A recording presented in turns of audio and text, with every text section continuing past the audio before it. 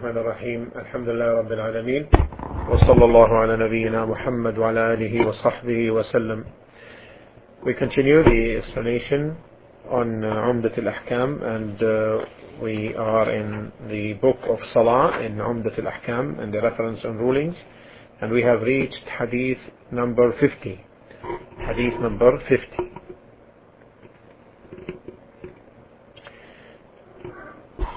عن عائشة رضي الله عنها أن النبي صلى الله عليه وسلم قال: إذا أقيمت الصلاة وحضر العشاء فابدأوا بالعشاء. Aisha radiallahu ta'ala anha said that the Prophet ﷺ said, if the iqama for the salah, meaning for a Isha, إذا أقيمت الصلاة, for Isha prayer is proclaimed and supper is served, take your supper first. Take your supper first. Here the term Asha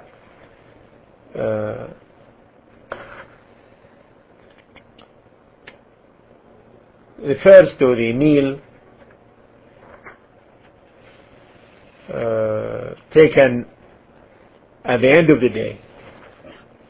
And Aisha radiallahu ta'ala anha, her biography has been given, and also there is from Ibn Umar the like of this hadith, from Ibn Umar the like of this reporting. And Ibn Umar and Aisha, the biography on each one of them was given earlier in former narrations. The subject matter of this hadith is the ruling on delaying the salah if food in general or a meal is presented. In this case, of course, it was mentioned in the hadith referring to the supper meal, which is at the end of the day. And this is the hadith of Ibn Umar, that the Prophet ﷺ said, if the supper is served for any one of you and the iqama is pronounced, start with the supper and don't be in haste and carry on eating till you finish it. Now, the overall explanation. Since the objective of the salah is a link between the servant, the slave, and Allah subhanahu wa ta'ala, and since this is not attained except by the presence of the heart and having it free from matters that take its concentrations away, then the Prophet ﷺ ordered all that which will make this feasible, meaning the presence of the heart. And this in itself is proof for how much the legislator has given the salah of importance, and that the person coming to the salah should have his heart free from things that take away its concentration, in order to attain the tranquility in the salah. So here the Prophet ﷺ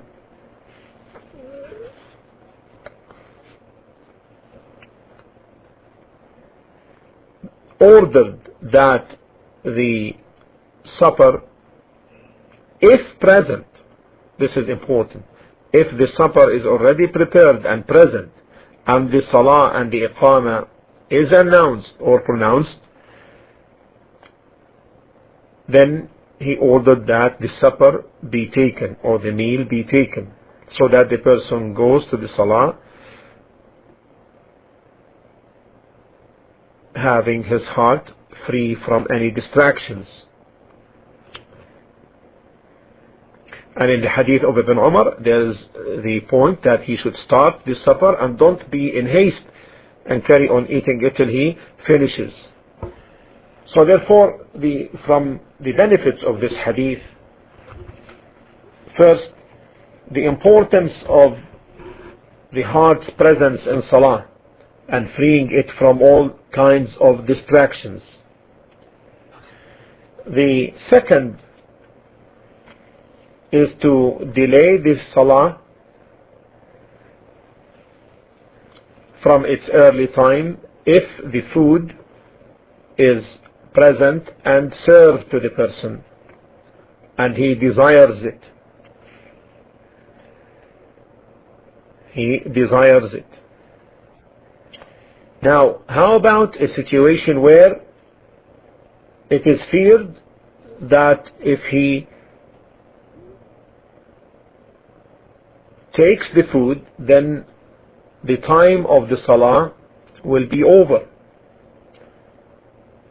Then the majority of the scholars are with the opinion that he should pray even if the food is served, and this is closer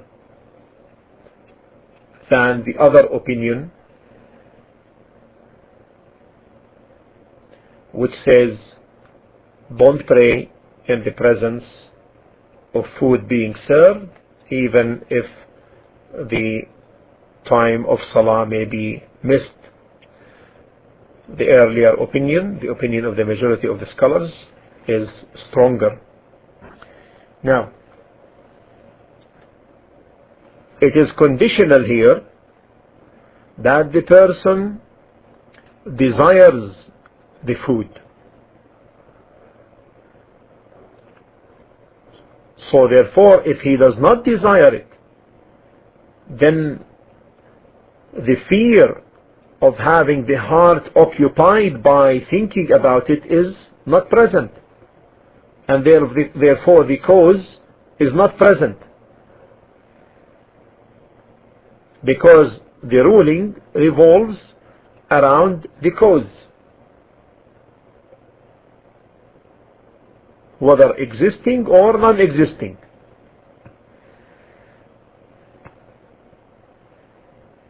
Also, if food is present and served before him,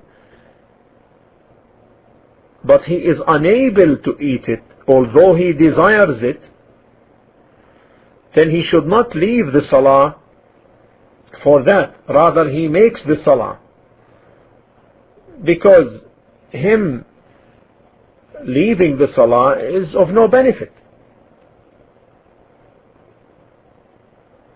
Example, if the food is not his, if the food is not his, for someone else, and he knows that this person does not permit him to eat it, so therefore here the food is forbidden for him to take and to eat, whether he prays or he doesn't pray. And from that, if also the food for breaking the fast if it is presented for someone at the time of sunset, yet we know that this person woke up late, he didn't make the Asr, so shall we tell him don't pray the Asr until you break your fast? The answer is no, because he's not going to benefit anything from this. Why? Because he cannot eat. Case, if a supper is not presented and the person is hungry, should he pray Salat al-Maghrib? It is because the self-attachment towards a presented and served food is stronger than its attachment to a food that is not served and prepared and available. Question: is this also applicable with respect to the congregational prayer, the apparent of the narration that there is no difference for the person with respect to the person being delayed congregational prayer or not, because the hadith is general, and therefore serve food while the person is attached to it and is eager is a legal excuse for not attending the congregation. Radiallahu anhuma, Ibn Umar, may Allah be pleased with him and his father, though known for his keen attachment to the deen and following the sunnah of the Prophet ﷺ, and of fearing Allah subhanahu wa ta'ala, he used to have his supper while listening to the recitation of the Imam, and continues to until he finishes, and continues eating until he finishes his meal. Some people in our times have the habit of putting the food each day during the month of Ramadan before Salat al-Maghrib, before the Maghrib prayer. What should the person do?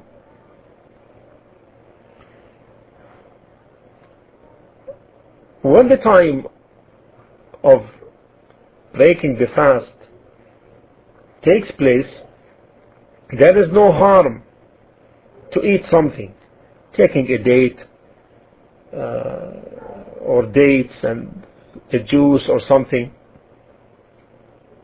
then goes to pray the Maghrib, afterwards returns to complete his iftar, his breakfast.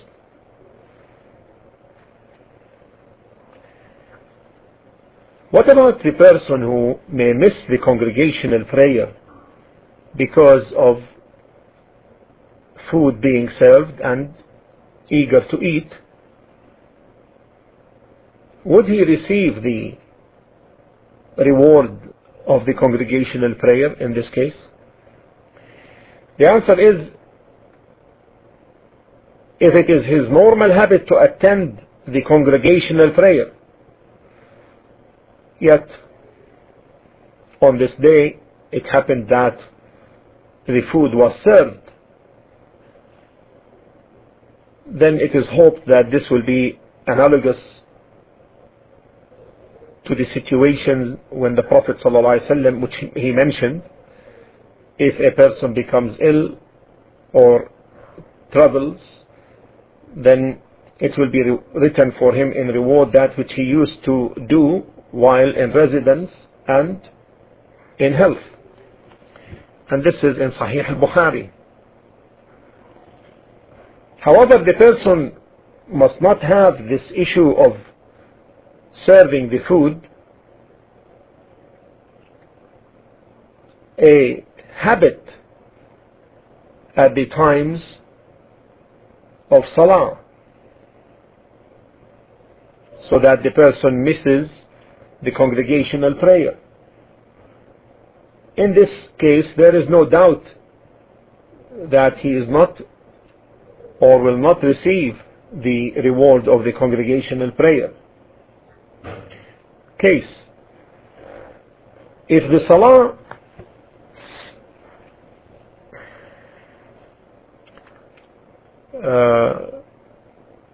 at which time the food was served,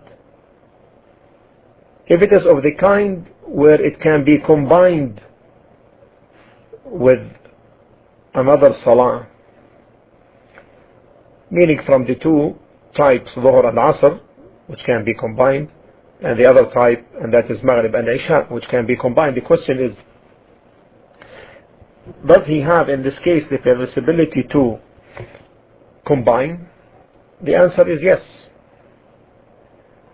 because every excuse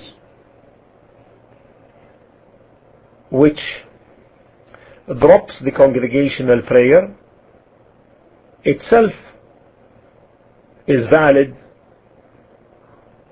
for making the combination permissible. The hadith also,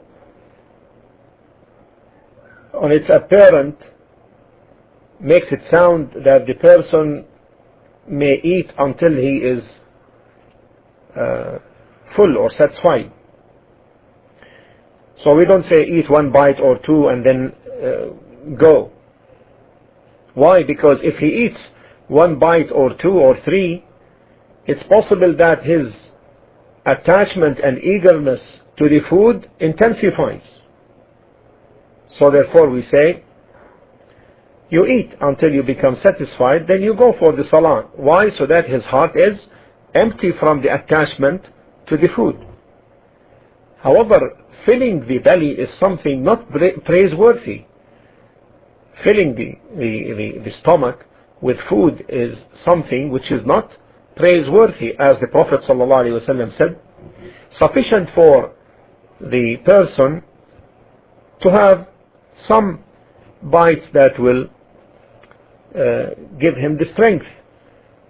But if his self is carried away, meaning towards the food, then sufficient for him is 1/3 for his food, 1/3 for his drink, and 1/3 for his breath. And this is something which is in agreement, fully in agreement with health and medicine.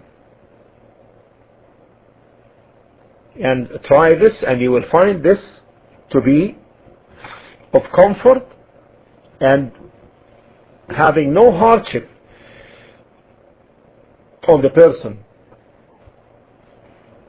And to have spread out small meals is something better than having this all at once and getting full. And it's healthier. Also, situations may be analogous to the issue of food. Suppose a person may have little clothes on him, and it becomes too cold one day, and he hears the iqamah for salah. Should he go while his heart is busy with his cold situation and the pain he's suffering from the cold, or should we tell him put on more clothes and then pray? The answer is the latter. We tell him put more clothes and pray. And similarly, if it is also a situation, the opposite situation with heat, intense heat, and he needs to take a shower in order to get activated and get cool. And therefore from this a foundation is deducted. Every matter of distraction that distracts the heart and the salah, one should try to finish it before the salah, as long as he does not fear missing the time of salah, meaning the time of salah ends.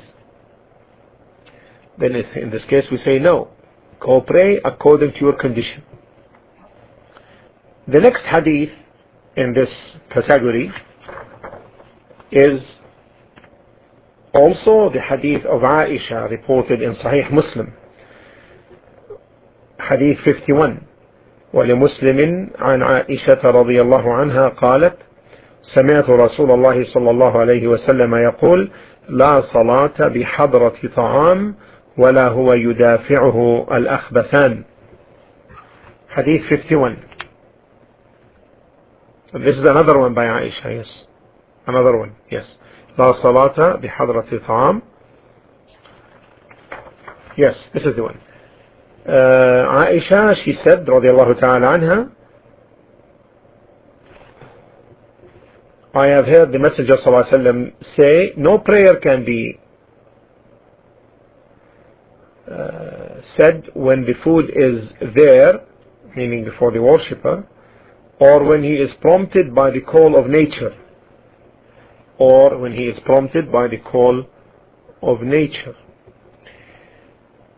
This subject is the same, but there is another element, and this is the prompting by the call of nature. Here the Prophet ﷺ said, no prayer.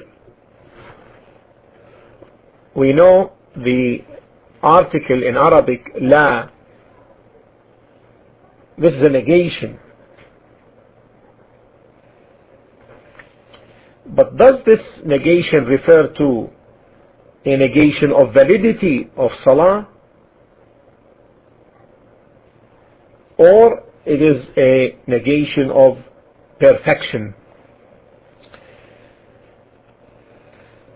This depends on the opinion whether the tranquility in Salah is an obligation, or it is an affirmed sunnah.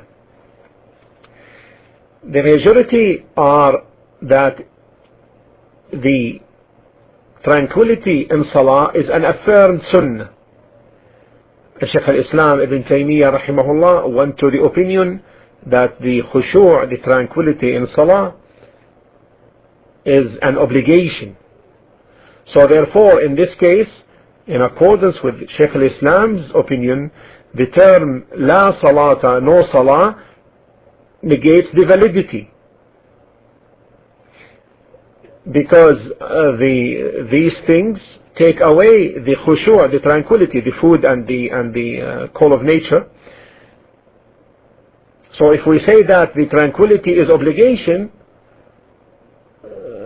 and these things distract the heart in the salah, all of it or most of it, then his salah is invalid according to this opinion. And if we say that the khushu' is, the tranquility is an affirmed sunnah, then in this case the negation, no prayer, is negation of perfection. You see the difference now? You see the difference? Okay, I repeat, yes. If we say that the tranquility in the prayers is an obligation, then this hadith says, in this hadith, the Prophet ﷺ said, la salata, no prayer. Then this will be a negation of validity, because these distractions from food and the call of nature can take away the entire tranquility or most of it. So therefore, if we take by the opinion that the tranquility is an obligation, then this would be what? A negation of validity of Salah. Is that clear? Okay, good, alhamdulillah. Now, what about the rest? MashaAllah, now. And if we say that if the correct opinion is that tranquility is an affirmed sunnah, therefore these distractions will take away from the perfection of salah. So therefore there will be no perfection, no perfect salah in this case. You understand? You understand? Is that clear? Okay, what about the rest? What about the rest? Okay. And you see the difference now. You see the difference now. Okay. MashaAllah. طيب. And our Shaykh rahimahullah is with the opinion that says that the tranquility is an affirmed sunnah. Is an affirmed sunnah. And therefore in this case, according to this opinion, these distractions will take away from the perfection of the salah. So again here in this hadith, as in the previous hadith, no salah in the presence of food served to the worshipper. This is conditional upon the fact that he is eager and he's after taking the food because he wants to. And the other thing is that we should mention that the food must be halal. This is another condition. So if he is eager for the food and the food is not halal, then this is not included in the permit. Now, the other benefit is that delaying the salah till after its early time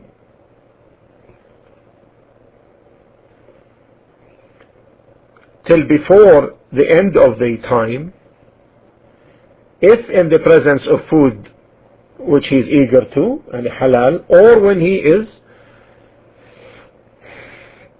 trying to ward off the call of nature, the prompting urge to either defecate and or urinate.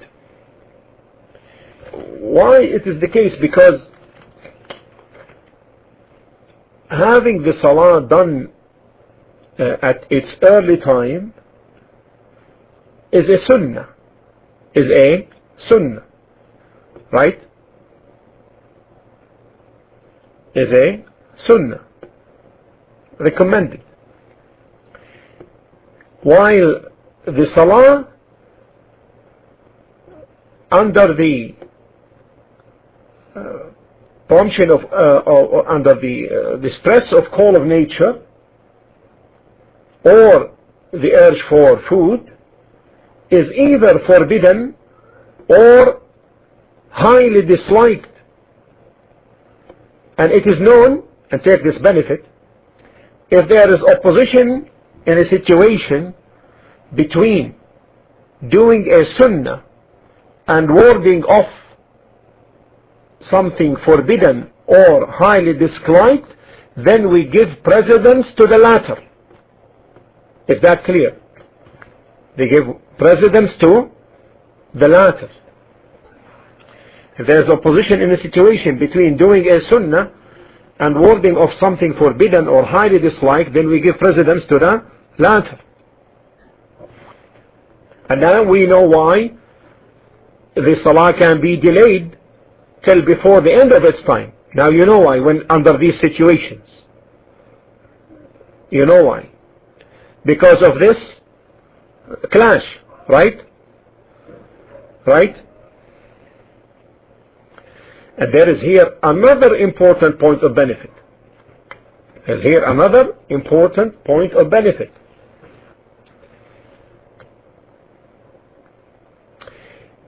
Preserving the perfection of the worship itself takes precedence over preserving the perfection of its timing and of its place.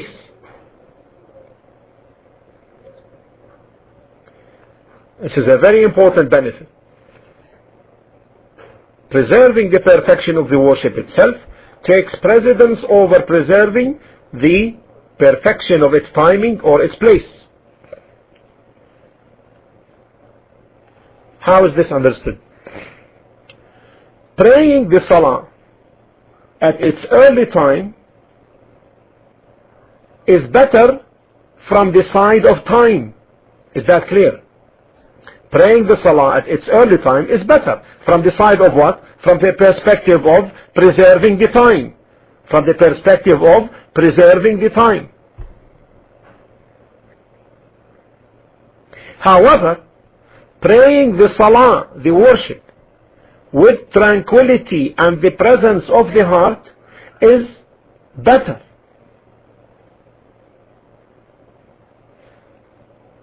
From the perspective of preserving the worship itself.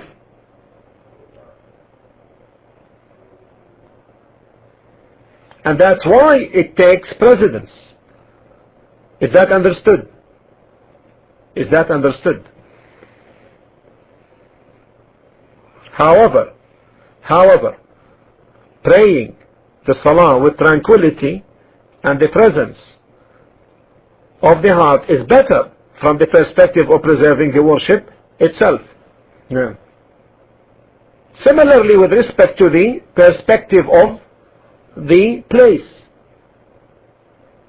if there is a clash between a merit related to a place and a merit related to the presence of the heart, then the one that takes precedence is the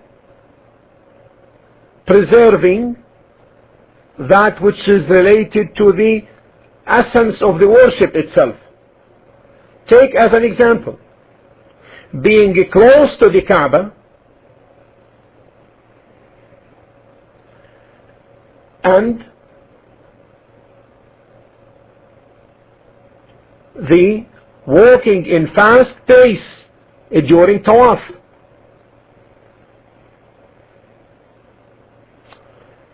Giving precedence to walking in fast, which is called ramal, in fast pace, takes precedence over being closer to the Kaaba. Why? Because the ramal, walking in fast pace, is related to the worship itself. What is the worship itself in this case? It is the tawaf. It is the tawaf. It is the circulating of the Kaaba. However, the closeness is related to the place. So which is better now, to make the tawaf close to the Kaaba and under the crowds and no presence of the heart, or being away from the Kaaba place-wise and doing the ramal and the fast pace and being able to do that with tranquility and so forth? Which one takes precedence? Yes, being away from the Kaaba, exactly. You understand now? This is a very important benefit. With respect to the food, we mentioned earlier that the majority opinion is that if the person fears missing the time of the Salah, then he makes the Salah even under the situation where food is present and served. And we said this is the closest opinion. However, the issue of trying to control and ward off the urge of the call of nature and its prompting, it may be said that he may delay it beyond its time, because it may not be possible for him to pray while he is struggling with this urge, especially if he is from the kind of people who, if this situation becomes intense, they will have no control. So therefore, there is a kind of difference between the two situations under such circumstances. So there may be situations where a person may be able to be patient on the issue of prompting call of nature, and may be situations where he is not. Now, case. Suppose the person is praying, and this is where suddenly,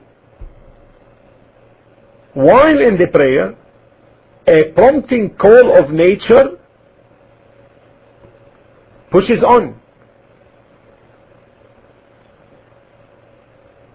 Should we say that this nullifies the Salah, or should we tell him, you may leave or you may continue? The answer, we say continue. Meaning, he may leave or continue, but if the stressing is intense, then we tell him don't continue, because this will lead to harm upon the person, and the heart will be very much occupied and distracted from the salah.